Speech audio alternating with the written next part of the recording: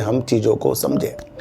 वेदांता करती क्या है, इस स्थितियों को मुझे आपको समझाना है। वेदांता का शेयर कहाँ जाएगा, इस स्थितियों को बिल्कुल भी आपको नहीं समझाना है। भागकर वर्क करता है, उसे सिक्स सेंस बोलते हैं।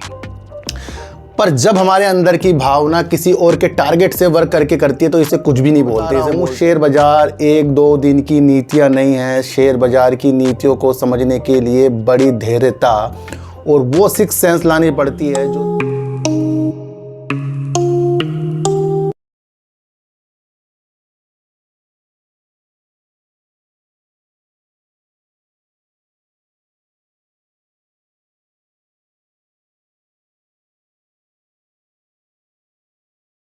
नमस्कार, मैं स्वागत करता हूं आपका अपने ही चैनल पर जिसका नाम है सार्थक बाजार से। आज बात करेंगे सर वेदांता की। देखो सर, मेरे एक प्यारे सब्सक्राइबर ने वेदांता के ऊपर पूछा कि मेरे पास इस रेट पर है, इसको मैं रखूं या बेचूं। देखो सर, मैं आपको फिर बता रहा हूं, मेरा माध्यम काम समझाने का है, कंपनी की जो न्यूज़ आ रही है वो समझाने का, कंपनी किस किस चीज़ पे वर्क करती है वो समझाने का है। तो जब हम कुछ चीज़ें समझ जाते हैं तो उस पर अपना अमल करना वो एक अच्छा वर्क होता है। इसलिए मेरा कोई भी माध्यम कभी भी टारगेट वाला, प्राइस का मूवमेंट हो रहा है, इधर चार्ट उधर ये वो, कल को ये हो गया वो हो गया, इस पर कभी भी नहीं रहता, बल्कि उस हिसाब से रहता है कि जिस हिसाब से हम चीज़ों को समझें। वेदांता करती क्या है, इस स्थितियों को मुझे आपको समझाना है। वेदांता का शेयर कहाँ जाएगा, इस स्थितियों को बिल्कुल भी आपको नहीं समझाना है। मेरे प्यारे सब्सक्राइबर हैं, पूछा है, इसलिए मैंने वेदांता के बारे में आज उनको शुरू से आखिरी तक इन चीज़ों के बारे में समझाऊंगा। दोस्तों, धातु से लेकर गैस, तेल, सीसा, जस्ता, चांदी, पावर और अन्य कई कार्यों में वर्क कंपनी करती है। फॉक्सकॉन के साथ इसने अपनी साझेदारी करके गुजरात के अंदर सेमीकंडक्टर बनाने की नीतियां भी देखी और फिर वहां से फॉक्सकॉन और इसकी साझेदारी टूटी, फिर इसके शेयरों के अंदर भी गिरावट आपको देखने को मिली। फिर भी ये अपनी स्थितियों को डिस्प्ले और सेमीकंडक्टर के ऊपर किस कंपनी के साथ साझेदारी करके, कौन सी इसकी कंपनी है जिस पे ये वर्क कर रही है, उन सारी नीतियों को भी आपको आज मैं समझाऊंगा। देखो सर, मैं आपको फिर बता रहा हूँ, शेयर बाज़ार एक दो दिन की नीतियाँ नहीं है। शेयर बाज़ार की नीतियों को समझने के लिए बड़ी धैर्यता और वो सिक्स सेंस लानी पड़ती है जो दूसरे लोगों को कभी भी वो चीज़ को हासिल करके नहीं आएगी कि जल्दबाजी में किसी शेयर के अंदर किसी के टारगेट से खरीदने और बेचने की स्थितियों के साथ। देखो सर, जब आपकी अंदर की आत्मा, अंदर का ज्ञान बाज़ार को भांपकर वर्क करता है, उसे सिक्स सेंस बोलते हैं। पर जब हमारे अंदर की भावना किसी और के टारगेट से वर्क करके करती है तो इसे कुछ भी नहीं बोलते। इसे बोलते हैं कि ये तो धोखा हो गया हमारे सामने। इसलिए अपनी एनालाइज हमें पूर्णतया करनी पड़ेगी। तो शुरू करते हैं वेदांता के बारे में। वेदांता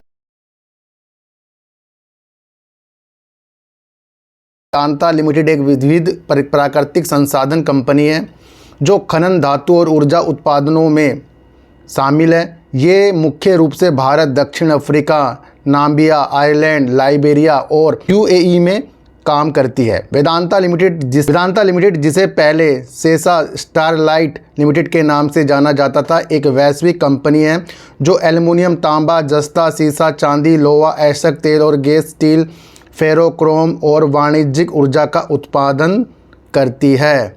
वेदांता के मुख्य अगर व्यवसाय के ऊपर ध्यान दिया जाए तो कंपनी लोहा, एशक, तांबा, जस्ता, सीसा और चांदी का खनन करती है। वेदांता तेल और गैस का उत्पादन अन्वेषण करती है। कंपनी एल्युमिनियम, तांबा, जस्ता और स्टील का उत्पादन करती है।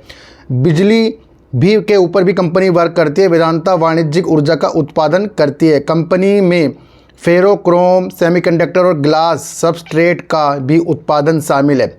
वेदांता लिमिटेड अपने विभिन्न व्यवसायों के माध्यम से औद्योगिक विकास और ऊर्जा सुरक्षा में योगदान करती है। दोस्तों, यहाँ पर एक चीज़ आई है कि सेमीकंडक्टर और ग्लास में कंपनी वर्क करती है, तो ये चीज़ को समझाना है क्योंकि फॉक्सकॉन के साथ इसकी साझेदारी अलग हुई। क्या इसने फिर कोई और रणनीति अपनी अपनाई है, तो उस चीज़ को भी अगर हम समझें तो वेदांता ने दक्षिण कोरिया में सेमीकंडक्टर और डिस्प्ले क्षेत्र में महत्वपूर्ण निवेश किया है। ये न्यूज़ पुरानी है पर इससे हमें समझ में आ रहा है कि वेदांता जो है सेमीकंडक्टर और डिस्प्ले के ऊपर भी वर्क करता है। वेदांता की इकाई एवन स्ट्रेट जो डिस्प्ले ग्लास बनाती है का दक्षिण कोरिया, ताइवान में परिचालन है। वेदांता ने भारत में एक सेमीकंडक्टर और डिस्प्ले विनिर्माण इकाई स्थापित करने के लिए 20 कोरियाई डिस्प्ले ग्लास कंपनियों के साथ साझेदारी की है। वेदांता ने दक्षिण कोरिया में अपनी डिस्प्ले ग्लास इकाई में करीब करीब $500 मिलियन का निवेश किया है। इसके अलावा वेदांता ने भारत में एक सेमीकंडक्टर डिस्प्ले विनिर्माण केंद्र स्थापित करने के लिए 20 कोरियाई डिस्प्ले ग्लास कंपनियों के साथ साझेदारी की है। ये साझेदारी वेदांता को भारत में इलेक्ट्रॉनिक विनिर्माण क्षेत्र में एक प्रमुख खिलाड़ी बनाने में मदद करेगी। एवन स्टेट वेदांता की एक इकाई है, एलसीडी पैनल में इस्तेमाल होने वाले विशेष ग्लास बनाती है और दक्षिण कोरिया और ताइवान में विनिर्माण कार्य करती है। वेदांता का लक्ष्य भारत में सेमीकंडक्टर डिस्प्ले विनिर्माण और क्षेत्र में एक प्रमुख खिलाड़ी बनना है। मैं इतनी जो एक चीज़ को भी समझा सकता था कि भैया सेमीकंडक्टर में वर्क करती है, ये वो चीज़ें, ये 3-4 चीज़ें मैंने आपको क्यों बताई, क्योंकि कंपनी की चीज़ें भी समझ में आनी चाहिए कि कंपनी अपने जो कारोबार को अलग अलग करेगी तो उस कारोबार के अंदर कंपनी का वर्क कैसा होगा। सेमीकंडक्टर की बात उठी तो इसलिए मैंने सेमीकंडक्टर की भी खोज करी और सेमीकंडक्टर खोज करने के बाद हमें पता लगा कि दक्षिण कोरिया के साथ भी इसने वर्क किया है और भारत के अंदर एक बेस्ट वर्क करने के लिए वेदांता तैयार हो रही है। एक न्यूज़ पुरानी है, इस न्यूज़ को समझें क्योंकि यहाँ पर इसके विस्तार की योजना हमें देखने को मिलेगी। क्या न्यूज़ है? वेदांता की $20 अरब की विस्तार योजना का लगभग आधा हिस्सा आंतरिक स्रोतों से जुटाया जा सकता है। ये कौन बोल रहे हैं? वेदांता के चेयरमैन बोल रहे हैं, अनिल अग्रवाल। अगर इसका सारांश निकालें तो क्या निकल रहा है? अनिल अग्रवाल की अगुवाई वाली वेदांता $20 अरब की विस्तार योजना पर काम करते हुए कर्ज का स्तर बनाए रखेगी, जिसे आंतरिक स्रोतों, इक्विटी, भागीदारी और कर्ज के जरिए वित्तीय पोषित किया जाएगा। कंपनी ने उत्तर पूर्व में 80,000 करोड़ रुपए के निवेश की भी घोषणा की है, जिसमें कच्चे तेल, दुर्लभ पृथ्वी खनिजों जैसे प्राकृतिक संसाधनों पर ध्यान केंद्रित किया जाएगा। ये न्यूज़ है 23 मई 2025 की, ज़्यादा पुरानी न्यूज़ नहीं है, महीने भर की न्यूज़ है, पर इससे स्थिति हमें समझ में आ रही है।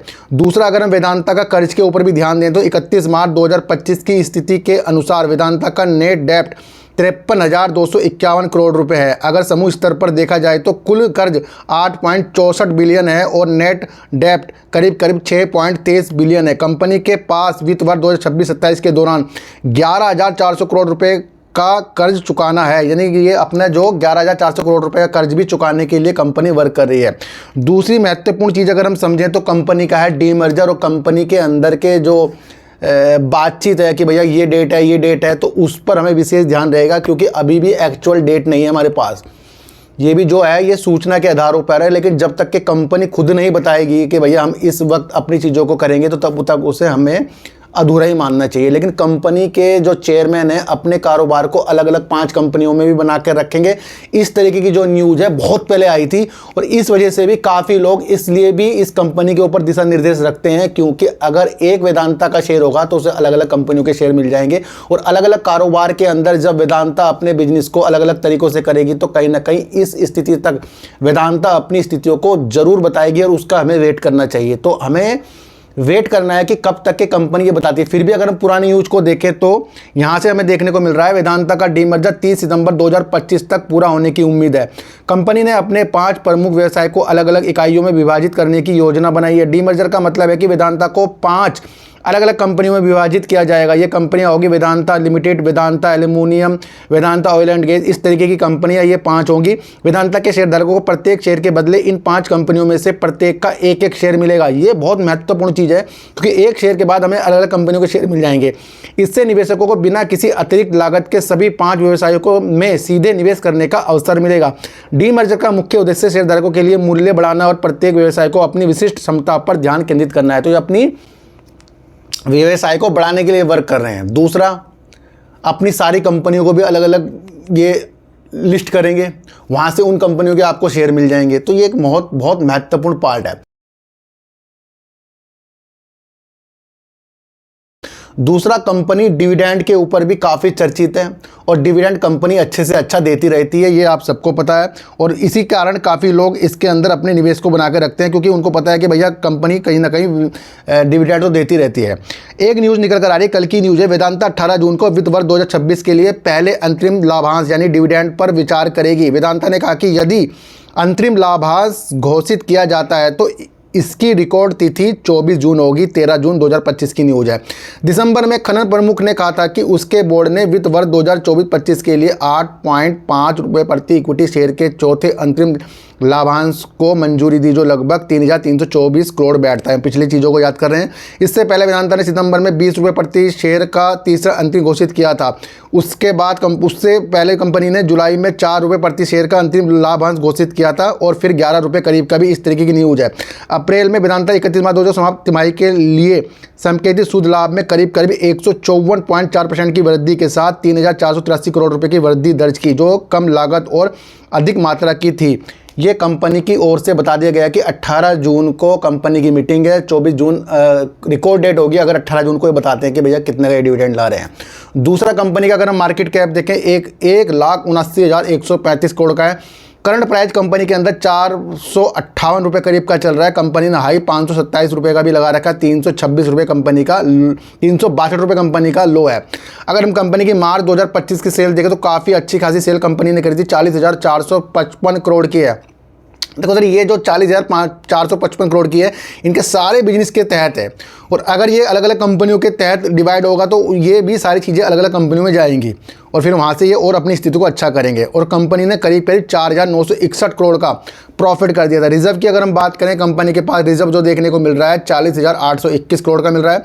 उधार कंपनी के अंदर अगर हम देखने को मिल रहा है 75,186 करोड़ का मिल रहा है। और अगर हम प्रमोटर की बात करें तो 26.38% है। FIs की अगर हम बात करें 11.15% है, जो कम हो रहे हैं। DIs ने अपनी होल्डिंग को बढ़ाया है। ये मार्च 2025 का मैं डेटा बता रहा हूँ आपको, जिसके अंदर 16.38% के इसके अंदर DIs है। गवर्नमेंट कंपनी के अंदर 0.07% है। पब्लिक अगर हम कंपनी के अंदर देखें तो 15.89% है। अदर कंपनी के अंदर करीब 13% है। तो ये पूरा का पूरा चिट्ठा था, जहाँ पर डिविडेंड के ऊपर हमने डीमर्जर के ऊपर, सेमीकंडक्टर के ऊपर कंपनी क्या क्या वर्क कर रही है, कितनी विस्तार की कंपनी की योजना है, क्या चीज़ है कंपनी के फंडामेंटल में, और क्या कंपनी ने अपनी प्रॉफिट को भी बढ़ाकर कंपनी ने साल दर साल हमें दिखाया है।